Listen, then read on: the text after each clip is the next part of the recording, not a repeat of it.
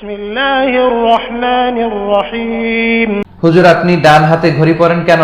এবার আমি আপনাদের প্রশ্নের উত্তর করব। ডান হাতে ঘড়ি পরি কারণ আমি ডানপন্থী। সব নবীরা ছিল ডানপন্থী।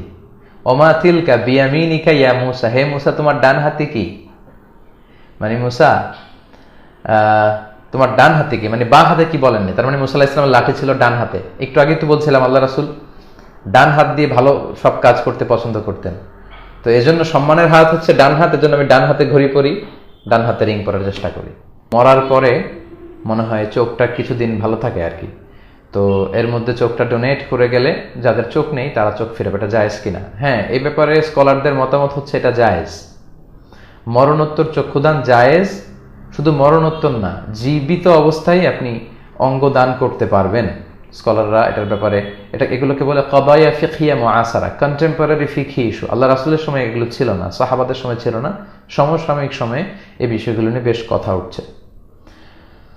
তো এটাকে বলে অর্গান ইমপ্লান্টেশন বলে খুব সম্ভব, বা অর্গান ডোনেশন, কেটে নিয়ে আরেকজনকে দেয়। তবে সেক্ষেত্রে কিছু শর্তারোপ করে দিয়েছে শারিয়া এক্সপার্ট যারা, শারিয়া স্কলাররা। কি কি শর্ত? এক নম্বর শর্ত হচ্ছে যিনি দান করবেন তার ক্ষতি হতে পারবে না।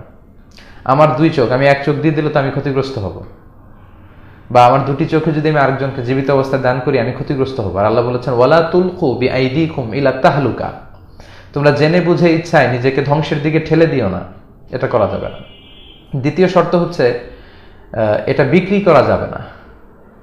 লেটস সে আমার কিডনি দুইটা, একটা কিডনি দিয়ে আমি সার্ভাইভ করতে পারবো, বাঁচতে পারবো। তো কারো যদি কিডনি ড্যামেজ করে, আপনারা জানেন যে যাদের কিডনি ড্যামেজ হয় তাদের যে কত কষ্ট করে বেঁচে থাকতে হয়, ডায়ালিসিস করতে হয়, দেহের রক্ত একদিক দিয়ে বের হয় আরেক দিক দিয়ে ঢুকে।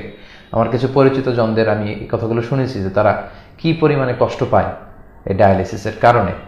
তো আপনি দুটা কিডনি যদি আপনার ভালো থাকে, একটা দিয়ে আপনি সার্ভাইভ করতে পারবেন, আরেকটা আপনি দিতে পারবেন, তবে এটা টাকার বিনিময়ে বিক্রি করা যাবে না। প্রথম শর্ত ছিল আপনার ক্ষতি করতে পারবেন না, তো কিডনি একটা ভালো আরেকটা দিলে তো ক্ষতি হচ্ছে না। দুই নাম্বার হচ্ছে টাকার বিনিময়ে আপনি বিক্রি করতে পারবেন না, কারণ আল্লাহ বলেছেন ওয়ালাকাদ কাররামনা বানি আদম, I have dignified the status of the sons of Adam. আমি আদম সন্তানদেরকে অনেক সম্মানিত করেছি, জীবিত অবস্থায়ও সম্মানিত, মরে গেলেও সম্মানিত। তা আমাদের অঙ্গগুলো এত সম্মানিত, এগুলো বিক্রি করা যায় না। একটা চোখ টাকার বিনিময়ে এটা হয় না, কারণ পৃথিবীর সবাই মিলে আল্লাহর দেয়া এরকম ন্যাচারাল চোখ বানাতে পারে না। তো প্রথম শর্ত আপনার ক্ষতি করবেন না, দ্বিতীয় শর্ত হচ্ছে টাকার বিনিময়ে এগুলো বিক্রি করা যাবে না।